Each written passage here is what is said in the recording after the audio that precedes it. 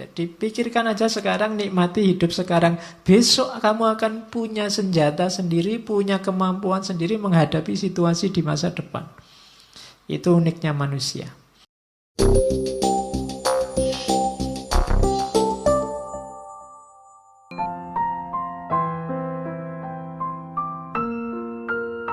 Oke, setelah semua tadi yang di atas, tugas kita sekarang apa? Ayo merayakan hidup.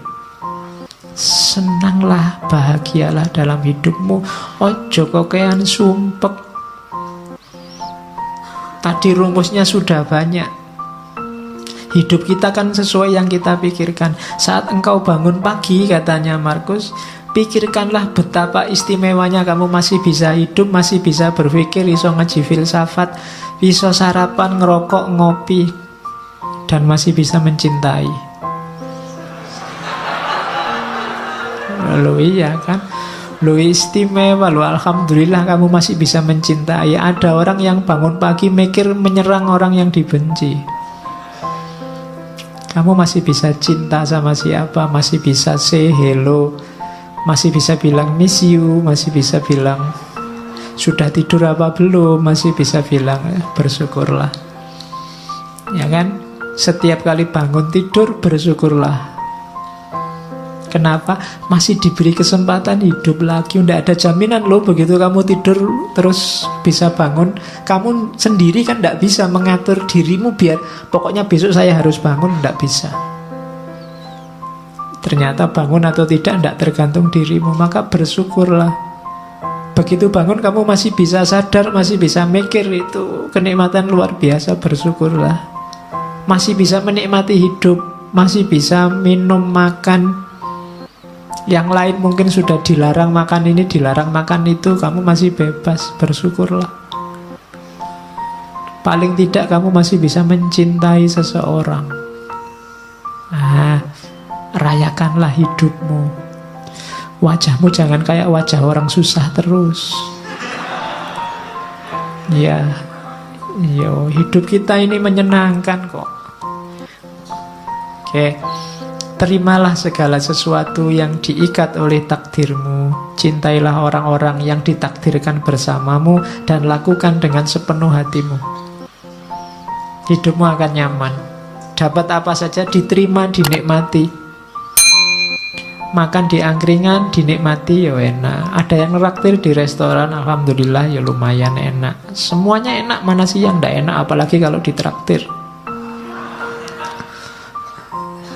Jadi bersama siapapun dinikmati, tidak usah milih-milih teman. Yo, setiap orang punya karakter, punya gayanya sendiri. Tapi kan ada yang jahat, Pak. Ya jahat, silahkan jahat, tapi kan tidak mengotori jiwamu. Karena kalau kamu saya pinginnya teman itu baik semua, Pak, sama saya peduli semua, itu mimpi, tidak mungkin.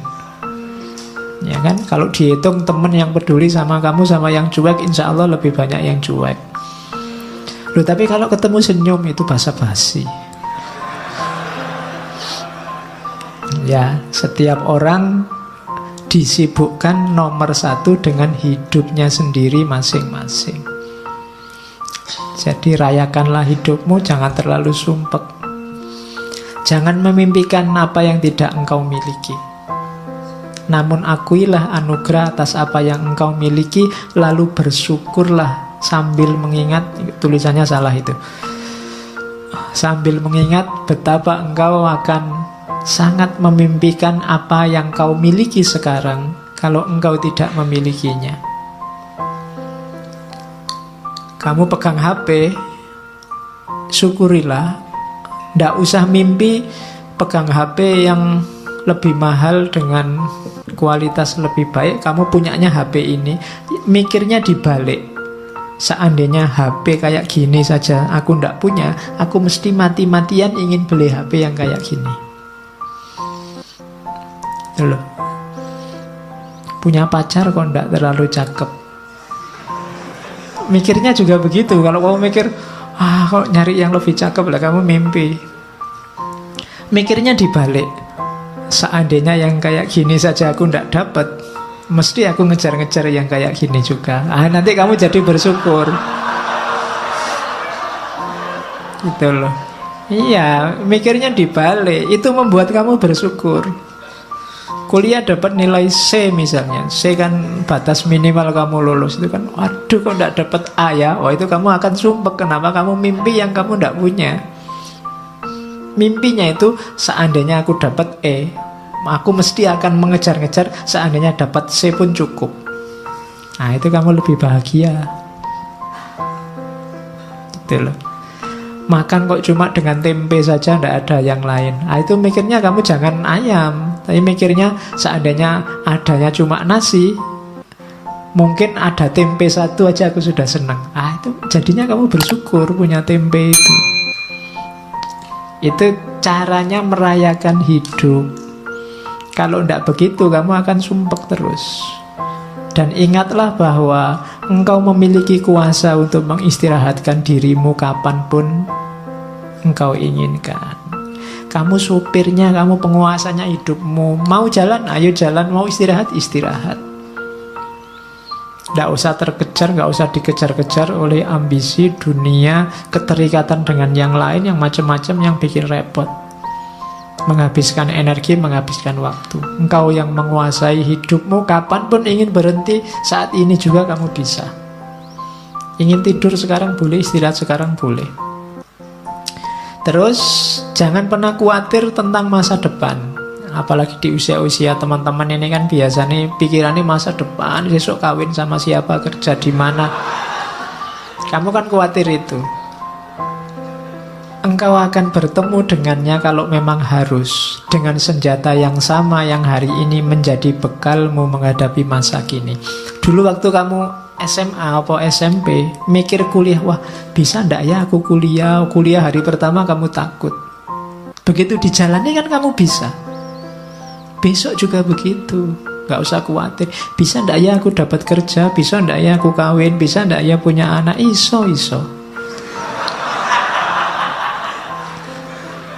Nggak usah khawatir, pasti bisa.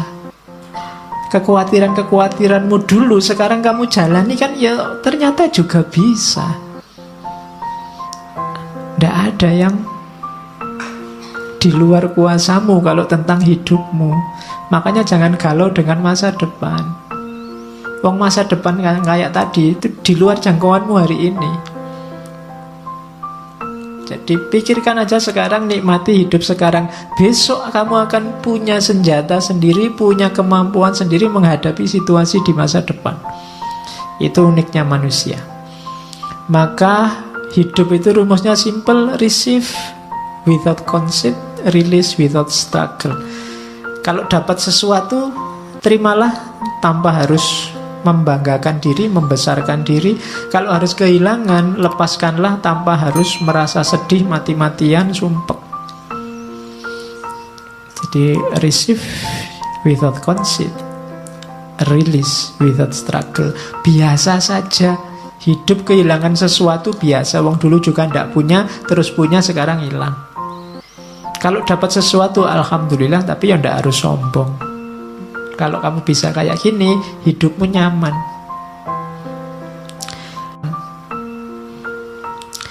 Ini saya ambil agak panjang, nanti kamu baca lagi ya. Kalau pagi hari engkau bangun, biar cara mikirnya positif. Kamu kan biasanya masalahmu itu kan berhubungan dengan orang lain. Katanya Markus, pagi hari engkau bangun, bilanglah pada dirimu, orang-orang yang berhubungan denganku hari ini, ada yang usil, tidak sopan, arogan, curang, iri hati, dengki. Mereka seperti itu karena mereka belum bisa membedakan yang baik dan buruk. Sementara aku telah mengerti indahnya kebajikan, kotornya kejahatan, dan tahu bahwa para pendosa tersebut memiliki sifat sepertiku. Bukan sama dalam hal darah dan kelahiran, namun sama-sama memiliki akal dan unsur ketuhanan. Tidak seorang pun dari mereka dapat menyakitiku, tidak seorang pun dapat membuatku kotor.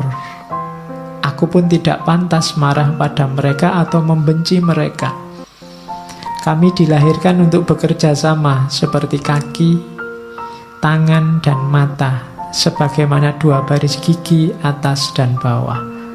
Saling menghalangi itu tidak alami. Demikian pula saling marah dan saling membelakangi. Itu nanti hidupmu nyaman. Akan ketemu orang yang bikin kamu mangkel, bikin kamu jengkel, bikin kamu benci, pasti. Tapi ingatlah bahwa mungkin kejelekan yang mereka lakukan itu karena mereka tidak sadar. Sementara kamu sekarang sadar. Dan diingat juga bahwa orang lain itu punya kualifikasi sama persis kayak dirimu, yang tidak pantas untuk kamu benci. Dan jangan takut, mereka tidak akan bisa membuatmu kotor kalau kamu sendiri tidak mengotori jiwamu. Nah, ini nanti kamu jadi mantap. Kalau ini nanti panjang kamu baca lagi. Kalau kamu pagi hari bangun kok males, kamu baca ini. Saat fajar terbit, saat engkau malas bangun, katakan pada dirimu, aku harus bekerja sebagai manusia. Aku harus menawar apa lagi untuk bekerja, sebagaimana tugas kelahiranku. Ayo bangun, kan maunya itu, kerjalah. Tanyakan pada dirimu, kalau masih nggak mau bangun, apakah tujuanku diciptakan itu untuk ini, meringkuk di bawah selimut dan mereguk kehangatan? Terus kan kamu tetap bisa jawab, tapi kan nikmat. Namun betapa nikmat seperti ini. Ditanya lagi sama Markus, jadi engkau lahir untuk mencari kenikmatan, bukan untuk bertindak dan mencari pengalaman. Tidakkah engkau lihat tanaman, burung, semut, laba-laba, lebah, semua menjalankan tugasnya, membuat harmoni dunia terjaga sekuat mereka bisa. Mengapa engkau tidak segera menjalankan tuntutan alamiahmu? Terus kamu jawab lagi, tapi kan bukankah orang itu harus istirahat, ada tidurnya juga? Jawabnya Markus, setuju. Namun alam memberi batas untuk itu, sebagaimana dengan makan dan minum. Dan engkau telah melampaui batas. Ini sudah jam 9. Ya. Ya, ndak ono jam 9. Engkau telah berlebih dalam istirahat, namun kurang dalam bekerja. Engkau tidak cukup mencintai dirimu. Engkau tidak mencintai sifat alamimu dan tugasmu. Orang yang mencintai tugasnya, mengabdikan diri dan menjalankannya, bahkan kadang sampai lupa makan dan mandi. Sementara kamu lupa tugasmu gara-gara tidur. Apakah engkau tidak menghormati dirimu sendiri sebagaimana pelukis mencintai lukisan, penari mencintai tarian, orang pelit mencintai uangnya, atau pemburu jabatan mencintai statusnya? Saat mereka benar-benar dipengaruhi oleh yang mereka kerjakan, mereka bahkan tidak makan dan minum karena menjalankan kecintaan mereka.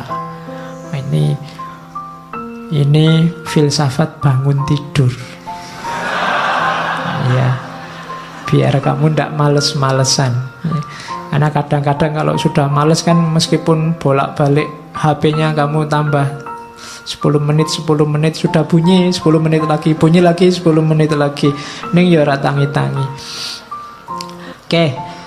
Kalau ini rumus hidup sama orang lain. Kapanpun kau menemukan kesalahan pada diri orang lain, tanyakan pada dirimu, apa kesalahan yang pernah kulakukan yang mirip dengan kesalahan yang akan aku kritik ini? Kalau ada orang lain salah, tanya pada dirimu, pernah nggak kamu melakukan salah yang sama atau mirip?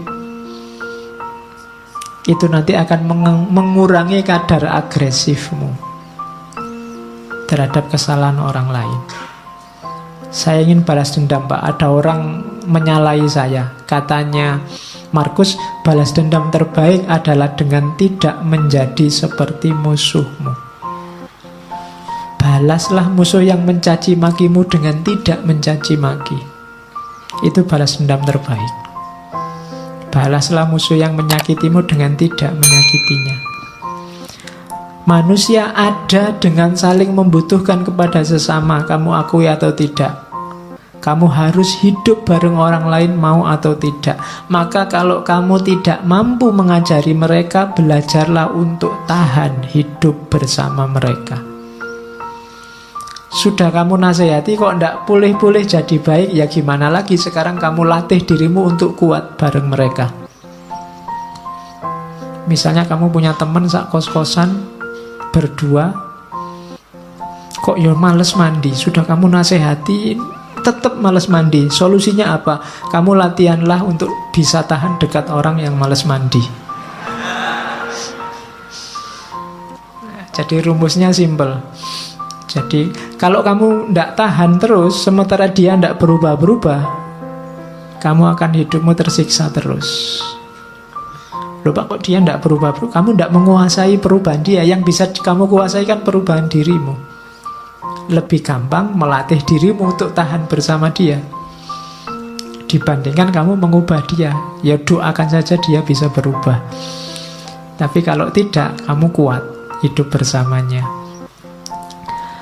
Kemudian lagi, lakukan apapun yang kamu inginkan. Bahkan jika engkau memecah belah dirimu, sebagian besar orang akan melakukan hal yang sama seperti sebelumnya. Ini maksudnya, kamu jangan terlalu pusing dengan kelakuan orang lain, tindakan orang lain. Kayak tadi, wah orang Indonesia ini kok tambah tidak toleran orang ini. Kamu kan sumpek sendiri. Sudahlah, kamu lakukan yang menurutmu baik. Kalau kamu ingin mengubah mereka, bahkan sampai kamu mecah-mecah dirimu, kamu katanya Markus, mereka akan balik lagi seperti adanya. Itulah karakternya manusia. Terus merasa sayang pada orang lain meskipun mereka melakukan banyak kesalahan adalah sifat uniknya manusia. Engkau dapat melakukannya. Cukup dengan mengakui bahwa mereka juga manusia. Mereka melakukan itu karena tidak sadar, berlawanan dengan kata hati mereka, dan kita semua akhirnya akan sama-sama mati tidak lama lagi. Kita ini hidup bareng-bareng, ada orang yang salah, ada orang yang bisa diingatkan, ada orang yang tidak bisa diingatkan. Pada akhirnya sebentar lagi semuanya mati, maka kamu tidak usah terlalu sibuk, terlalu bingung dengan itu. Tidak masalah. Ingatlah, mereka tidak benar-benar menyakitimu, dan mereka tidak melenyapkan atau mengubahmu, melenyapkan kemampuanmu untuk milih. Hidupmu tetap bebas tanpa harus terikat oleh mereka, meskipun kamu hidup bersama mereka. If any man despise me, kalau ada orang menjahatiku, itu urusannya dia. Urusanku adalah tidak melakukan atau mengatakan sesuatu yang layak dicela. Jadi kalau ada orang jahat padamu, kalau ada orang menyakitimu, itu sebenarnya tidak ada urusan denganmu, urusannya dia. Pak, nanti kalau saya dibohongi orang, bohong itu urusannya dia. Urusanmu adalah jangan melakukan tindakan tercela, itu aja. Nah, kalau ini pendidikan diri. Rumusnya pendidikan diri itu be tolerant with others and strict with yourself. Saya tulis ini besar-besar karena hari ini banyak orang yang dibalik. Banyak orang yang toleran dengan dirinya sendiri, kemudian strict dengan orang lain. Kalau sama dirinya sendiri dimaafkan terus, dicarikan alasan, dicarikan dalih. Tapi begitu sama orang lain, kakunya luar biasa. Orang lain tidak boleh keliru, tidak boleh minta maaf, tidak boleh. Itu yang kita lakukan hari ini, dan terjadi di mana-mana saling balas-membalas. Terbalik. Harusnya kita toleran terhadap orang lain dan strict terhadap diri kita sendiri. Jangan dibalik. Nah, ini rumusnya. Aku sering heran kenapa orang mencintai dirinya lebih dari semua orang yang lain, namun ia kurang menghargai pandangannya sendiri tentang dirinya dibandingkan pandangan orang lain. Ini nasihat sebenarnya untuk kamu jangan mudah terpengaruh oleh orang lain. Jangan mudah terpengaruh oleh komentarnya orang, pandangannya orang terhadap dirimu. Kamu punya jati diri sendiri, tidak apa-apa. Orang ngomong apa aja, tidak usah terpengaruh. Logikanya orang itu lebih mencintai dirinya sendiri. Berarti apa? Lebih dengarkanlah pandanganmu sendiri. Jangan mudah tertipu oleh orang lain. Apapun yang dilakukan atau dikatakan orang, aku harus tetap menjadi Zamrud dan mempertahankan warnaku. Ini urusannya jati diri. Hidup sama orang lain ya, toleran ya, tapi jati diri jangan hilang. Kamu punya identitas sendiri. Terus nasihatnya Markus, ya, awas ya, kamu jangan merendahkan dirimu sendiri. Teruslah rendahkan dirimu wahai jiwa, maka segera peluangmu untuk mendapat kehormatan akan lenyap. Lama-lama identitasmu hilang dan kamu tidak akan dihargai orang. Setiap orang punya satu kehidupan. Milikmu sudah hampir habis gara-gara kamu singkirkan terus, kamu sisihkan terus identitasmu. Dan engkau tidak memperlakukan dirimu sendiri secara hormat, engkau malah mempercayakan kebahagiaanmu pada jiwa-jiwa yang lain. Ini tuntunan untuk kita tegas pada diri sendiri. Oke. Saya bawa quote terakhir, engkau selalu memiliki pilihan untuk tidak berpendapat. Ini nasihat untuk kita hari ini ya. Tidak ada yang nyuruh kamu tiap hari posting, tiap hari bikin status, tiap hari ngomentari statusnya orang lain. Engkau selalu memiliki pilihan untuk tidak berpendapat. Tidak berpendapat itu sah. Tidak perlu selalu susah payah atau membebani jiwamu dengan segala sesuatu yang tak dapat engkau kuasai. Hal-hal tersebut tidak membutuhkanmu untuk menilainya. Nggak usah gaya dikit-dikit. Menurut saya tokoh itu ngapain, emangnya komentarmu yang mendengar siapa? Hal tersebut nggak butuh penilaianmu. Ngapain kamu capek-capek? Engkau punya pilihan untuk nggak usah berpendapat. Leave them alone. Mereka punya penanggung jawabnya sendiri-sendiri. Terkecuali suaramu berpengaruh didengar, baru ngomonglah. Tapi kalau tidak, cari yang lebih esensial untuk hidupmu, untuk dikomentari dan dibahas. Itu nasihatnya Markus. Hari ini banyak orang yang bukan wilayahnya, tidak seharusnya dia menilai, mengomentari. Ikut menilai, ikut mengomentari sehingga kacau semuanya. Idza wusidal amru ila ghairi ahlihi fantadhirisa. Leave them alone. Biarkan yang bertanggung jawab yang ngurusi. Oke ya. Oh, masih ada. Stop whatever you are doing for a moment and ask yourself. Ini nasihat panjang. Am I afraid of death because I won't be able to do this anymore? Biasanya yang membuat kita banyak terhenti untuk melakukan kebaikan adalah takut mati. Was-was takut mati ini sering mengganggu kita. Katanya Markus, sekali-sekali gini deh rumusnya. Saat kamu melakukan apapun yang membuat kamu senang, coba berhenti sebentar. Apa gara-gara ini ya? Gara-gara khawatir ndak punya ini atau ndak melakukan ini aku takut mati. Seberapa pentingnya sih yang saya lakukan ini? Seberapa baiknya sih yang aku miliki ini? Setiap kali melakukan itu, coba berhenti sebentar. Nah, ini untuk meminimalisir rasa takut mati. Kira-kira kalau ndak ada ngaji filsafat ini kan ndak apa-apa toh. Ngapain sih harus tak gendoli sampai takut mati misalnya?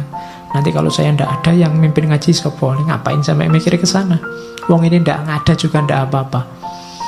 Kalian kalau ndak ada ngaji kan malah santai, ndak ada beban untuk datang ke sini, bisa diganti yang lain.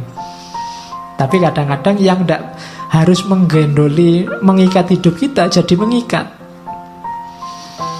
kuliah misalnya, kamu kan diikat sedemikian rupa oleh dunia yang namanya kampus dan kuliah. Apa iya sih hidupmu wajib ada kuliahnya, wajib di kampus? Simba-simbamu dulu kuliah sekolahnya cuma sampai SD, SR, ya sukses, sawahnya luas, bisa nguliahkan anak cucunya. Apa wajib harus ada itu? Apa wajib sih harus punya rumah, punya mobil, punya itu?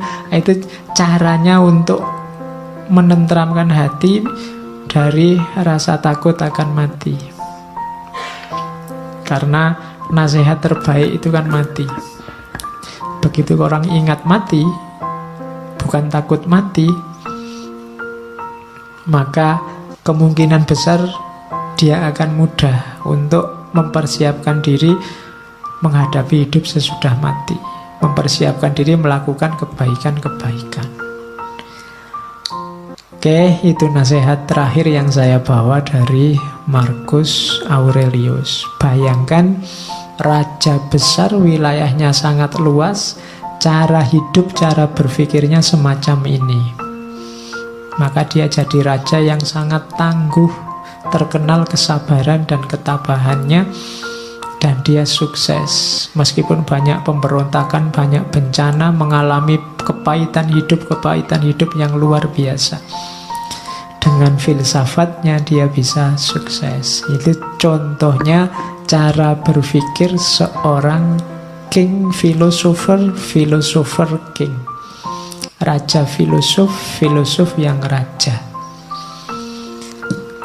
Oke, saya kira itu untuk malam hari ini. Minggu depan kita masuk Islam, ketemu, masuk dunia Islam maksudnya, bukan masuk Islam ya, ketemu dengan Umar bin Abdul Aziz. Kita juga punya jago banyak, tidak cuma Marcus Aurelius. Kita lihat minggu depan seperti apa contoh-contoh hidup yang filosofis dari seorang Umar bin Abdul Aziz. Oke, saya akhiri sekian. Kurang lebihnya mohon maaf. Wallahul muwafiq, wallahu a'lam bissawab. Wassalamualaikum warahmatullahi wabarakatuh.